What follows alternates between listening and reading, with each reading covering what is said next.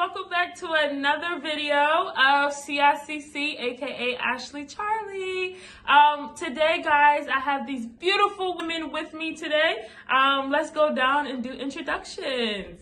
Hi guys, I'm Temi. I'm from Nigeria.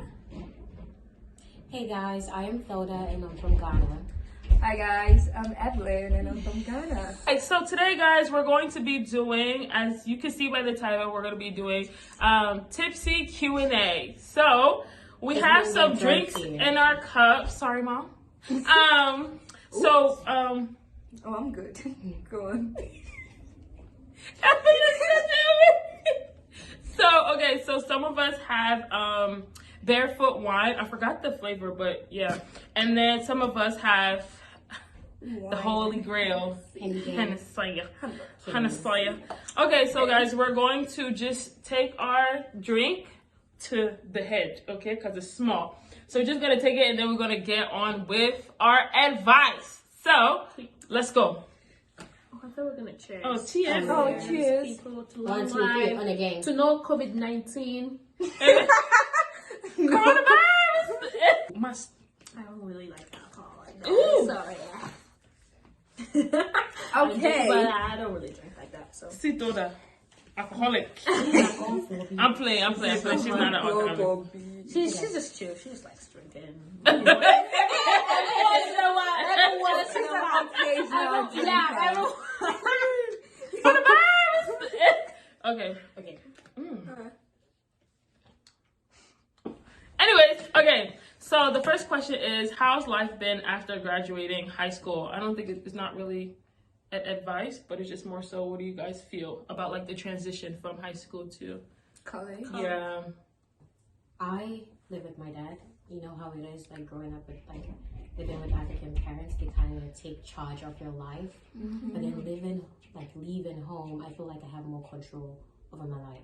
Mm-hmm. You know, like whatever I want to get, I don't have like my parents on me just nagging me. You need to get this. It's all me because. Hey! Hey! What happened? What happened? Hey! Hey! Okay, Sorry guys, technical difficulties. Okay, so our second question will be my business. Why does nobody believe, quote, black men don't cheat? Because they do cheat. Wait, it's a saying? Black men What? cheat? Yeah, my guy friend actually back home, they actually have like an Instagram page for black men don't cheat, and men be reposting stuff, be like, we don't cheat, we're the loyalest people ever, like we don't do no wrong. I feel Speaking like from experience from someone that has only dated black people, yeah, no, that ain't true. okay.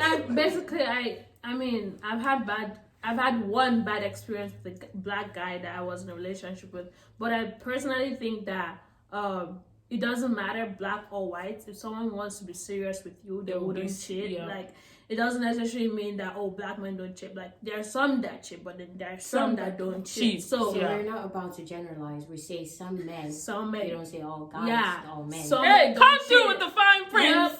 But unfortunately, in this world, like cheating has been normalized, so people see this as a normal thing in a relationship. Yeah. So, to me, I feel like the only reason why people might think black men don't cheat is because I feel like most black men aren't necessarily serious with ladies, but when they want to be serious, they're extremely serious. Yeah. And so people take these instances and like circumstances and think, oh, black men really don't cheat, but like it's just one. Who knows? You're also It's just one situation and exactly. Nah, I think men. But are I feel like that's the sloppy. only Men are reason. sloppy. That's mainly the reason that most people might be like, oh, black men don't cheat, but like anybody can cheat, please. Yeah, because I feel like they don't rush into relationships like that. They take their time until like they figure out that this is the lady that I want to be with. And when like they've made their decision, they are all in.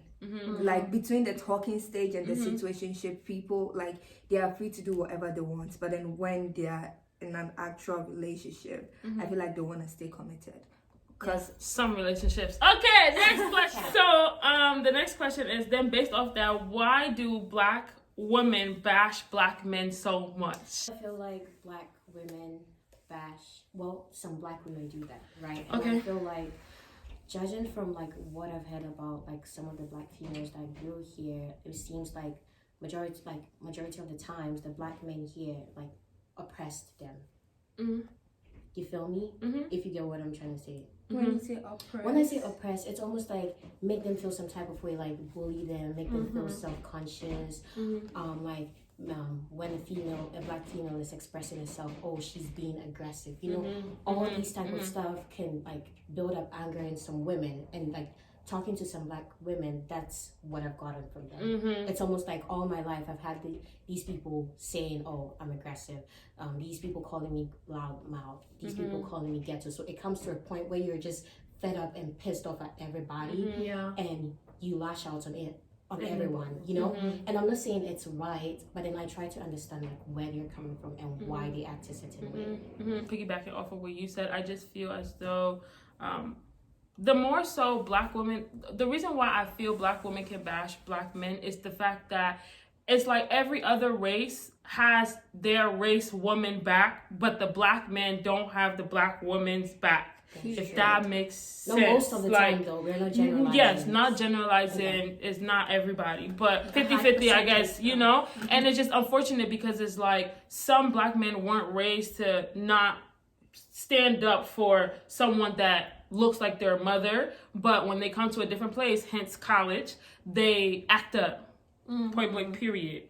Get snatched up. Yeah. Okay. So another question is how to get past effed up friendships. Yeah, I need advice on that. Okay, listen, right? This is what I say. Take everything you go through in life as a learning experience, right?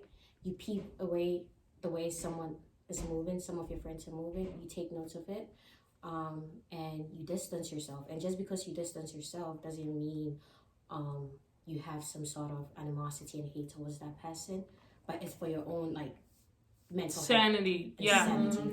Like, don't grow hatred for people. Just understand like how people act, know their place in your life, and keep it pushing, and just keep being positive and take it as a learning experience. That's what I would say. Yeah. So the next question is why females ain't shit? That's not a question. I'm sorry. Yeah, we're gonna. Yeah, we're not Yes, that's not a question. Bad vibes. Women are strong. You feel me? What is a deal breaker for you in a relationship? Yes. Who wants to go first? Sis gotta think on that one. A deal breaker. I have deal breakers. They're just like so. First, like God. Yeah. His faith. He has to be. We have to grow together as I'm Christian, but we have to push each other to be better Christians. Yeah. So that is number one. And I believe that if you love God, then you're gonna love me right. Because you want to do. Because you want to do. You want to do the will of God. Amen. And like there are just certain things you would not do. And yeah. like God will be able to talk to you. Yeah. To know my heart desires and how you can, fulfill me and please me. And help better the relationship. So that's number one thing.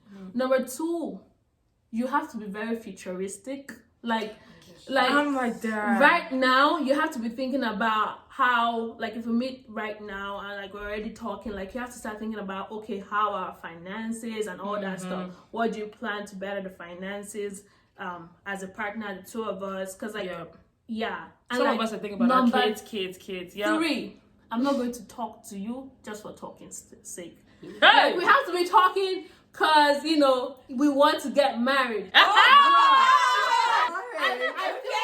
I feel like firstly, I tell myself I'm a busy person, but like I don't like to give my time to anybody that is going to waste it. So you can't be wasting my time and be, but like if you're also looking towards like, future plans, marriage, if that's the goal, we can both like push for it. But if it ends up not being that, then like it's okay. But as far as that is also your intention, so it's not like, oh, we're talking and then whatever happens.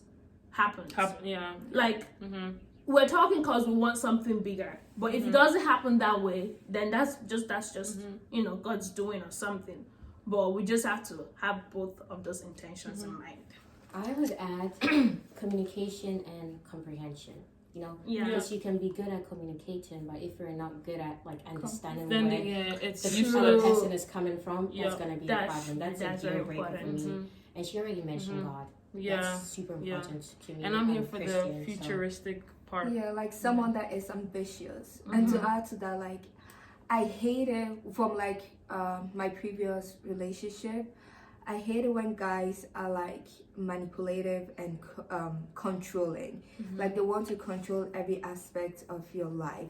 I get that, like what's not it gonna called? happen. Some guys We are don't like get it. masculine or like the masculinity or whatever. Toxic I don't know. masculinity. Yeah, like you want to be the head of the house or whatever, but you don't have the right to control what I eat, what I wear, how I talk, who I associate with. Yep. Like don't try that. Someone said, would you rather be a famous director or a famous actress?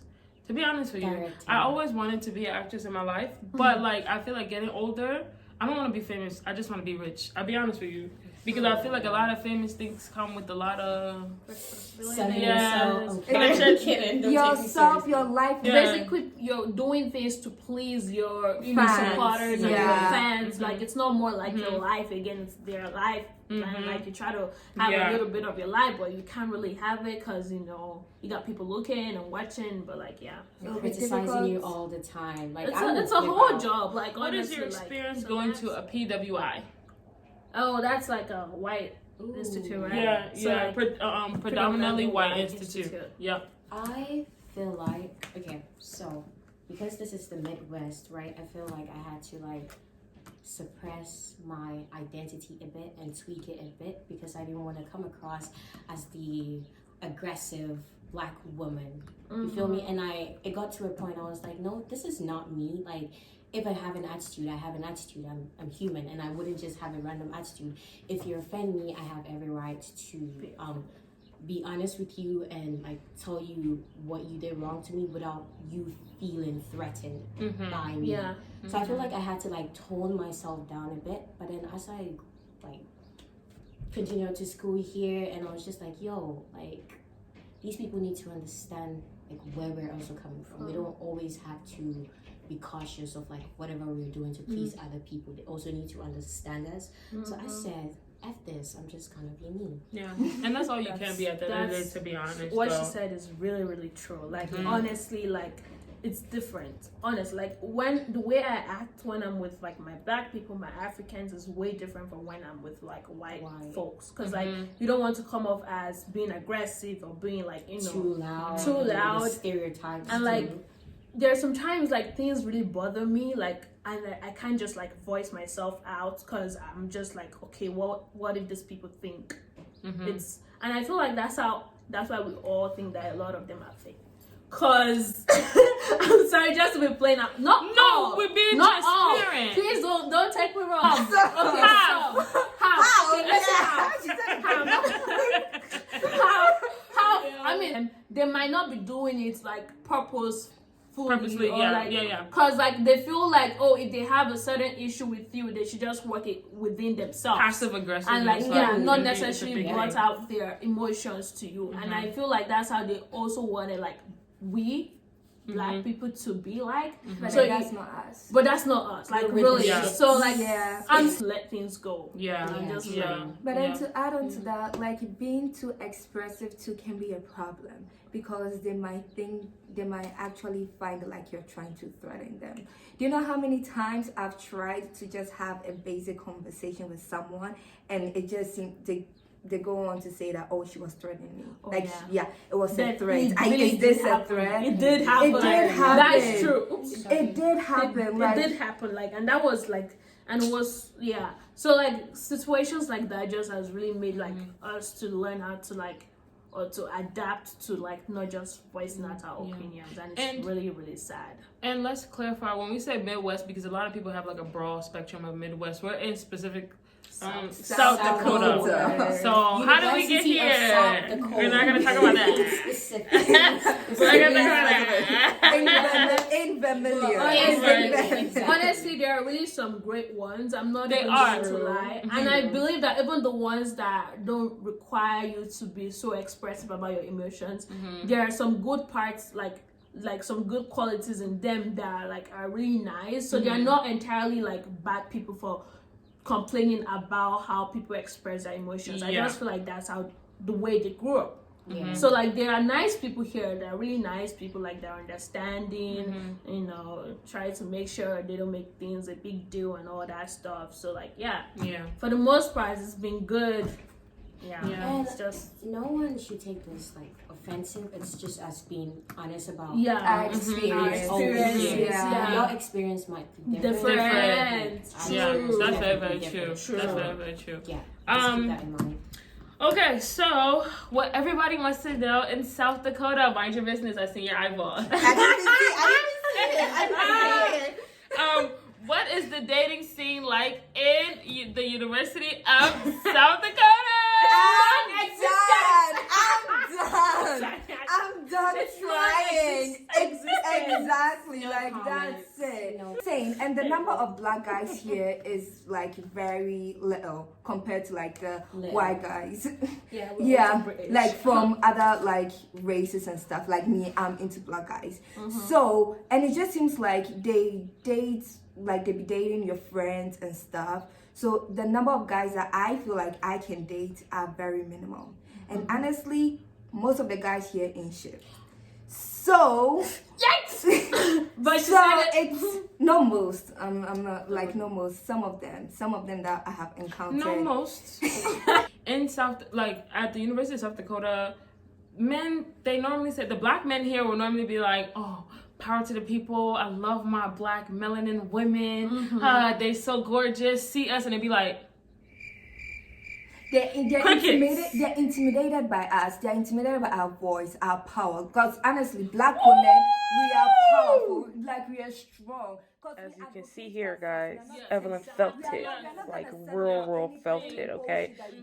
So because of that, they are quite intimidated by us and they don't know how to approach us or like handle us, basically. I'm not loud, I'm not aggressive, but I'm expressive. I can express my feelings when I'm hurt and all. So I feel like honestly they find it intimidating and they go for the easy ones. And that's facts. Period! So that's the dating scene at the University of South Dakota. I'm sorry. but No, good, you wrapped it up good. So, okay, so do you have any advice for incoming freshmen, so men and women? Okay, number one thing, don't use your freshman year to judge your whole college experience. Freshman year will be tough. Not tough, but it's going to be a little difficult, especially if you're coming from a completely different place than South Dakota. Because a lot of people here, they know each other. They're coming from their high school. They're coming from the same community and all that stuff. So you might be discouraged when you get here and you see that like you're alone or something. But the good thing is that you would always find your own group, your own clique, no matter what. It might take some time, but like that's what I said. Don't use your freshman year to judge your whole college experience. Don't, because of one bad semester, you'll be like, okay, I'm leaving. Like, still be open-minded, give it some time, opportunity to learn, meet new people, and then I'm telling you, you're gonna have a blast. But it takes some time. Yeah, it's important that you're open-minded and like, just keep your head, is the key word. Keep your head high. Like, don't be timid, don't be shy, just try joining organizations, student organizations, because honestly, that's where I found my people. That's where I found my clique.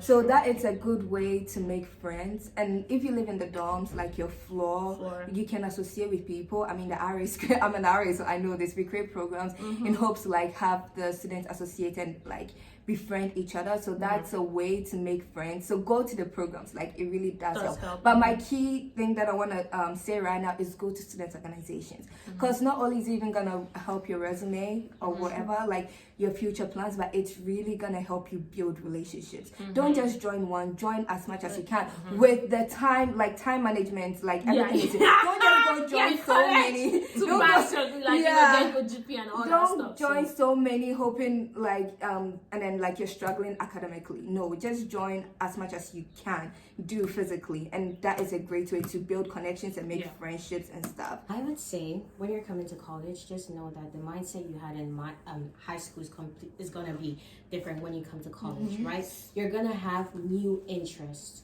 The major you had in mind in high school that you may not. You thought you were going to pursue when you come to college, you might not want to pursue it again, and it's completely fine. It's okay. I'm not saying go to college having a mindset that you're gonna fail, but there are gonna be some classes that will kick your bum, and you might have to retake classes, and it's completely fine. You're not a loser. You're not down. True. College is a lot. Emotionally, it is draining. Just keep pushing. That is Keep pushing, and you're gonna be good. You might not graduate in that 4-year span.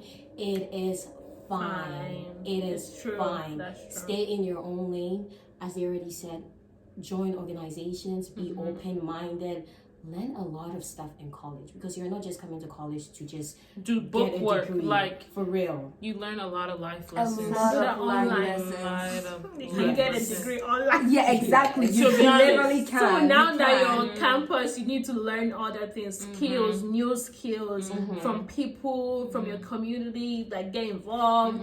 Don't Build just connections. let college go through you, and not you just going through college. Like, you just have to make sure that you use all the opportunities you have. True. Your GPA might not always get you like where you want to go. I'm But not your saying it's not connections important, will. but building up your resume and having that experience in college can give you a boost. I'm not saying go slack off in college. I'm not saying that. No. I'm saying you also need like experiences. But also make sure you have goals that you're trying to achieve. Amen. Because you encounter one difficulty in that class doesn't mean you should change your goals completely. It's like, it's never over till God says it's over. And I do believe that's true, because one thing, mental health is definitely important in college. Coming from an African background, listen, our families don't believe in depression, anxiety, if I'm not just speaking for myself, like, so, and they don't understand, and I'm pretty sure they have experienced it, but they don't know that they're experiencing it because they've never been taught it. So it's like when we say it's witchcraft, you need to pray. And seriously, even if it is like, you know, it is important. So it's still, so get the help. And school has resources to be able to talk to you and stuff like that. Pay for them. Yeah, exactly. You All the did pay for it. resources, like even like learning supports. There's like after classes, lessons that you can get from like students, instructors. There's a writing center that can help you write your papers. Make sure you use all of them. Exercise I got it. sessions, Going. everything. Yeah. Use the gym. Yeah. You pay for You pay for the gym. You better use it. You pay for it. Use it. Oh, be quiet. Because we know what we're talking about. Because we go to the gym. And everybody graduated. Like, it's so sad. Of your life, you can fail a lot of classes, and shit happens, okay? Like, being serious. And a lot of people will tell you, oh, maybe that's just not for you. Maybe you should just go do this. Maybe you should go do that. But it's like, if you're going to keep like limiting yourself to people and what they're going to be saying as far as your future, then maybe you shouldn't go to college, period. Okay? And we're not advocating that. But you know, just seriously. So I've gone through so many hardships going for physical therapy, but you best believe in Jesus' name I'm getting that degree. Amen. It's not over. Like, it's not. Until you hear from God. And the fact, let it sing. That you should change that career path. It's not. So all in all, so just be true to yourself, know your mental health, have your goals prepared. If it changes, it's completely fine. It's life. Utilize your RAs. And utilize all resources around you. It helps you. For real, they do get paid. Yeah, that's paid with your money. That's true. Okay, so then another question is, why does a man realize that they had a good woman when it's too late? I believe that in general, like not even being so particular about men losing good women, like in general, like it's just so hard for you to understand the worth of what you have until you lose it. Women, men, anything. Certain things that you have, like even your possessions, like you just, you know. Like people grow too, and everybody's gonna have the immature like phase in life though. But as they grow, they learn, and they're like, "Yo, I actually missed out on this," and they can just check themselves and keep themselves for the next woman and make sure they don't lose it. Also, I believe that because a woman is good doesn't mean the person is necessarily for you. Exactly. So like everything happens for a particular reason. Like if you guys were meant to be good woman, bad woman, you will be together. You will be. The bad woman that is in a relationship with you can end up being better. Yeah, being a better person. Yeah. But like just because it was meant to be, it was ordained by God for that situation to happen. It will happen to teach you a lesson. But because he's good doesn't mean he's meant for you. Or she's meant for you. Because like, you know, if it's meant for you, it's not leaving. She's not leaving. And if they leave, they will turn around 360 and come right back. Honestly, there's enough time for all that. Oh, now I'm going to go back. You know, the prodigal son, come back and all after that. they learned their lesson. Yeah. You know, So like they've grown from their experience. That's meant to. If he's meant to be your partner, she's meant to be your partner. She's gonna come back. No, it's not bad. He's gonna come back. Yeah. Yeah. Okay. So we'll probably just do maybe a few more and then call it a day. So what's the most embarrassing story while in school? In college, right? Yeah, in college. College. Your most embarrassing. The people want to know. I can't think of one.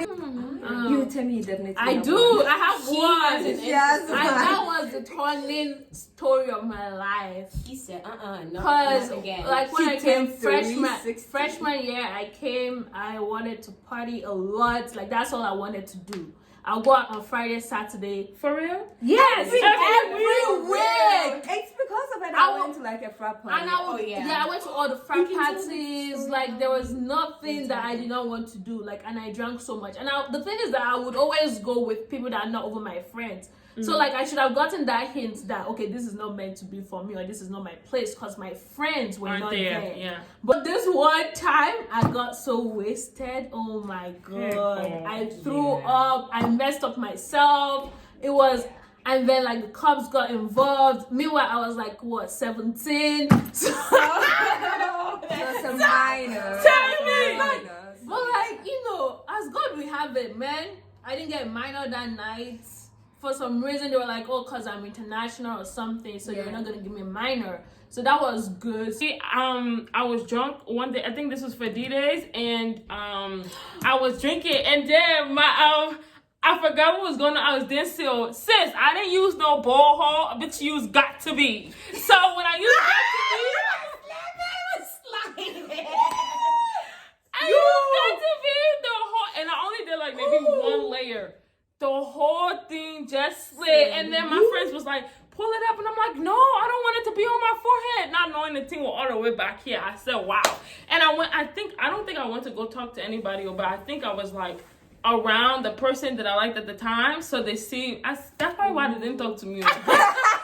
Because of my hair. Thank you so much for watching today. I'm happy you made it at the end of the video, so don't forget to like, subscribe, comment, share, notify whenever I post a video.